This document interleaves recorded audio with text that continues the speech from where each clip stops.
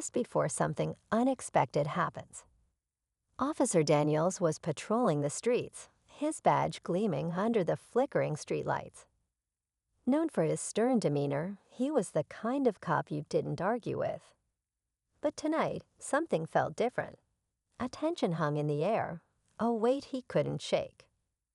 A call crackled through his radio. Disturbance reported at the corner of 5th and Main. Possible trespasser. Proceed with caution. Daniel sighed, adjusting his hat as he made a sharp turn toward the location.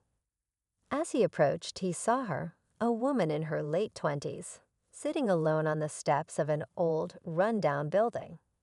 Her clothes were worn, her hair disheveled, and her eyes told a story of exhaustion and defeat. "What are you doing here?" Daniels barked, stepping out of his patrol car. The woman flinched, her hands trembling as she clutched a small bag to her chest. "I'm just waiting," she whispered, barely audible. Waiting? Daniels wasn't buying it. He assumed she was up to no good, maybe loitering, maybe worse. "Stand up and let me see what's in the bag," he demanded.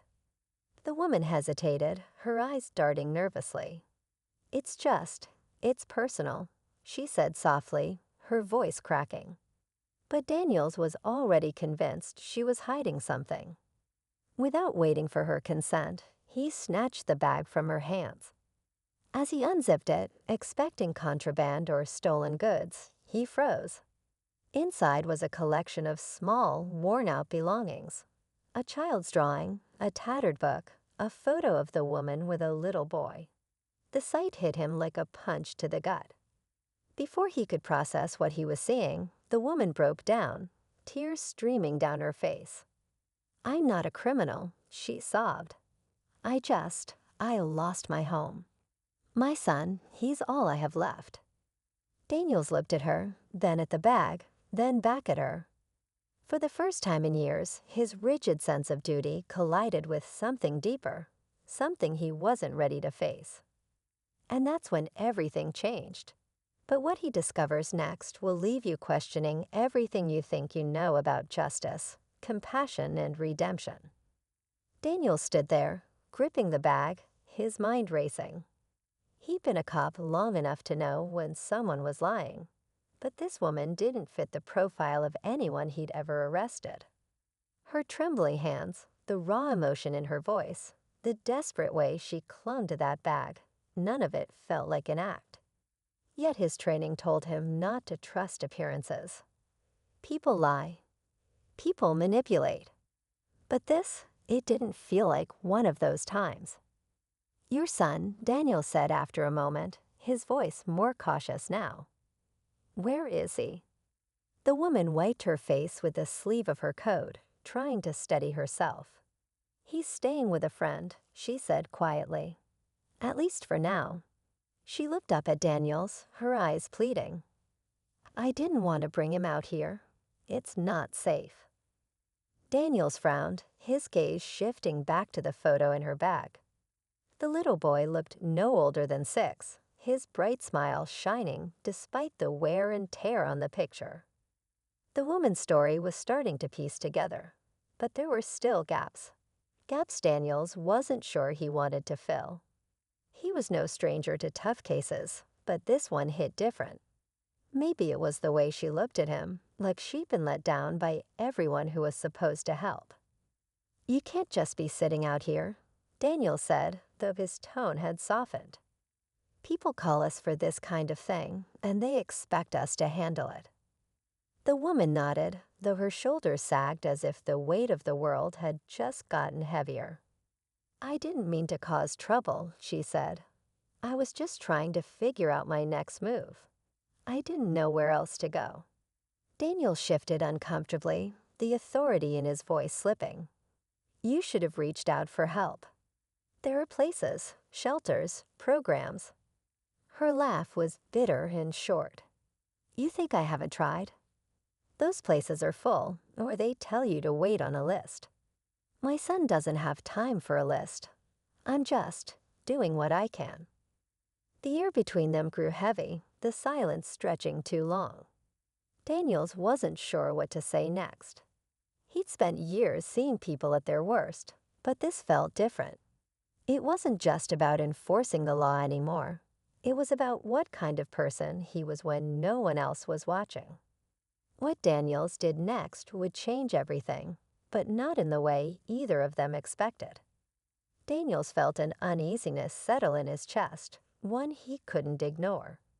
He looked back at the woman, who now sat quietly, as if bracing herself for whatever would happen next. The street was eerily still, the soft hum of the patrol car the only sound. His instincts told him to walk away, to hand this off to the system, and let someone else deal with it. But something about her story kept gnawing at him. "What's your name?" Daniels asked finally. "Emma," she replied, her voice barely above a whisper. "Emma," he repeated, as if trying to place her in a world he understood. "Look, I can't just leave you here. If I don't do something, someone else will, and it might not go as well as this." Emma looked up, fear flickering in her eyes. "You mean arrest me?" Daniels hesitated. "It doesn't have to go that way. But you can't stay here. We'll figure something out." As he spoke, his radio crackled to life again, pulling him momentarily back into his role as a cop. Another call, another problem. He ignored it, his focus fixed on Emma. She wasn't just another problem to be solved, at least, not in the way the job usually framed it. She was a mother, a person, someone who had clearly been through more than her share of struggles. "Tell me about your son," Daniel said after a long pause, breaking the silence. Emma's face softened at the mention of him. "His name's Ethan," she said. "He's 6. Smart, funny, always asking questions. He loves space, wants to be an astronaut someday." Her eyes lit up briefly, but the spark faded as quickly as it came. "I just want to give him a chance. A roof over his head. A place where he doesn't have to be afraid." Daniel shifted uncomfortably. He could hear the sincerity in her voice, but he'd also seen the darker side of desperation before. People who do anything, say anything, to get what they needed. Was Emma one of them? Or was she really just a mom, backed into a corner with nowhere to turn? Before Daniels could decide, headlights appeared in the distance, cutting through the night. A black SUV slowed as it approached, the windows tinted. Something about it didn't sit right. Emma stiffened, her grip tightening on the bag. Daniels instinctively stepped closer to her, his hand hovering near his belt. "Do you know them?" he asked quietly. Emma's face paled. "No," she whispered, but her trembling hands told a different story. Daniels didn't like this. Not one bit. And whatever was coming next, he knew it wasn't good. The SUV came to a stop a few feet away, its engine idling. Daniels kept his eyes on the vehicle, his body tensing. Something about this didn't feel right. He glanced at Emma, who was now clutching her bag so tightly her knuckles were white. She was trying to stay calm, but the fear in her eyes betrayed her. "Stay behind me," Daniels said firmly, his voice low. The driver's door opened, and a man stepped out, his movements slow and deliberate. He was tall, dressed in a dark jacket, and his expression was unreadable in the dim light. 2 other men climbed out from the back, their eyes scanning the street. Daniel's instincts screamed danger. One of the men approached, hands in his pockets, his gaze flickering between Daniels and Emma. "Evening, officer," he said, his tone casual but calculated. "Everything okay here?" Daniels didn't answer immediately, his hand hovering near his holster. "What's your business here?" he asked, his voice steady but firm. The man smirked. "Just passing through. Saw you here and thought we'd check if you needed assistance." His eyes shifted to Emma, who was trying to shrink into the shadows. Daniel stepped slightly to block their view of her. "We're fine," he said, his tone leaving no room for argument. "You can move along." The man tilted his head, clearly unfazed. "Funny thing, officer. We've been looking for someone. Fits her description. Might be a misunderstanding, but we'd like to have a word." Emma's breathing quickened, and Daniels didn't need to ask to know she was terrified. He could feel the situation spiraling, the tension crackling like static in the air. "Not tonight," Daniels said firmly, his voice carrying the authority of someone who wasn't backing down. "If you've got an issue, take it to the station. But right now, you're interfering with police business." The man's smirk faded, replaced by a cold, calculating look. "Careful, officer," he said, his voice dropping. "You don't know what you're stepping into." Daniel's grip tightened on his belt. He'd been in plenty of tense situations before, but this one was different. He wasn't just protecting himself, he was protecting Emma, and by extension, her son.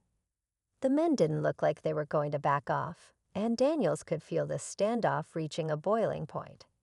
The SUV's headlights stayed on, bathing the scene in a harsh, artificial glow. Daniels could sense the men waiting for him to falter, for some sign of hesitation. But he wasn't about to give them the satisfaction. "Last warning," he said, his voice steady, though his pulse raced.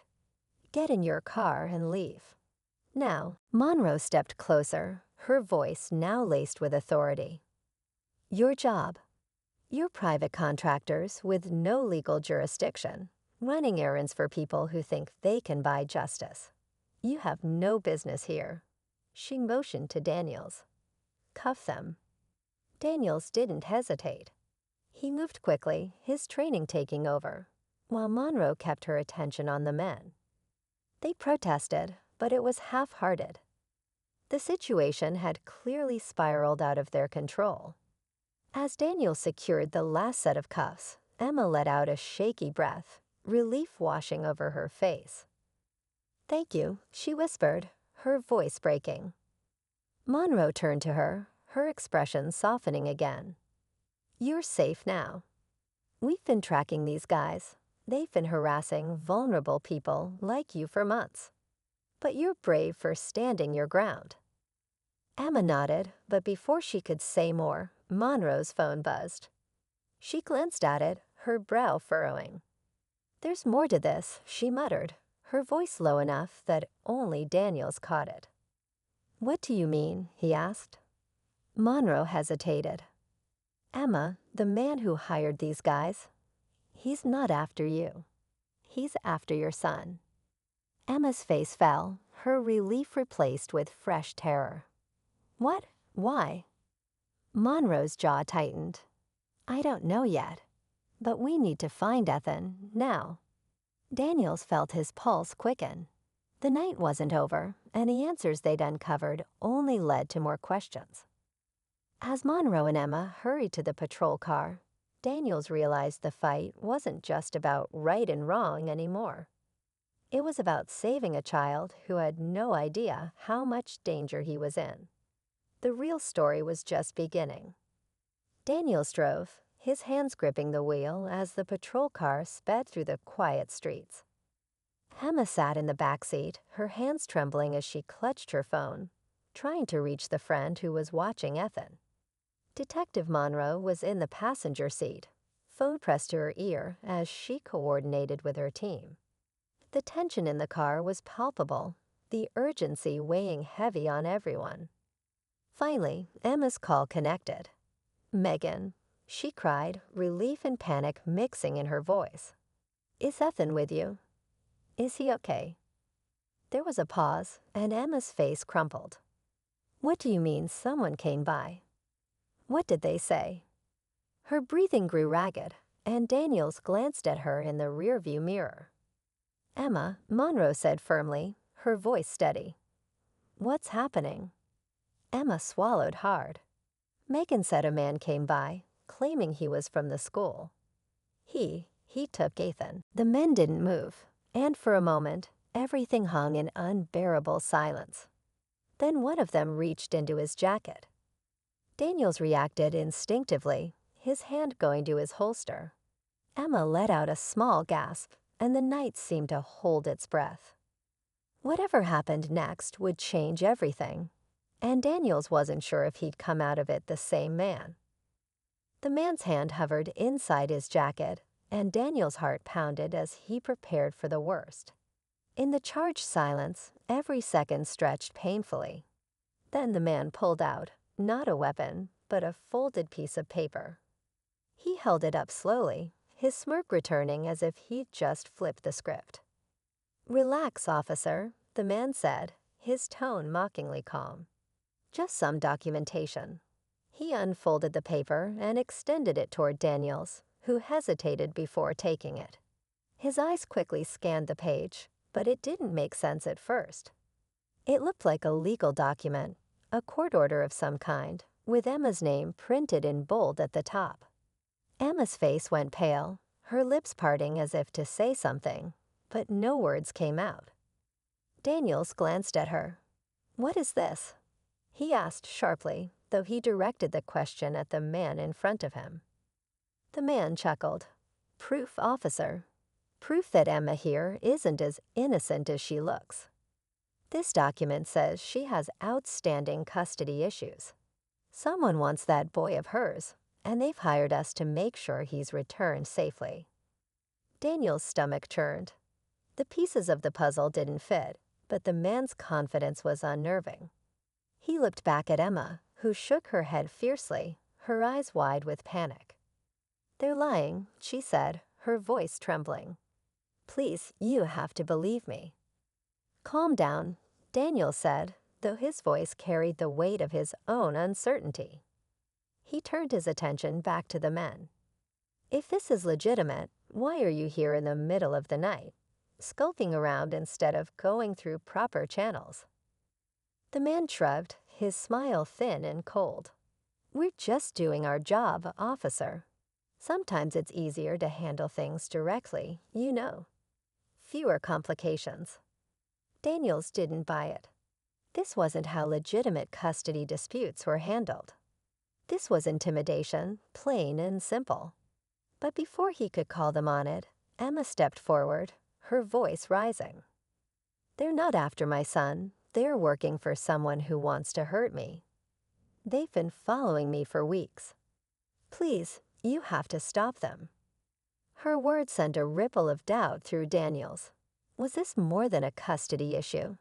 Was she in deeper trouble than he'd imagined? He didn't have time to process it fully because the man in front of him took a step closer, his calm demeanor slipping.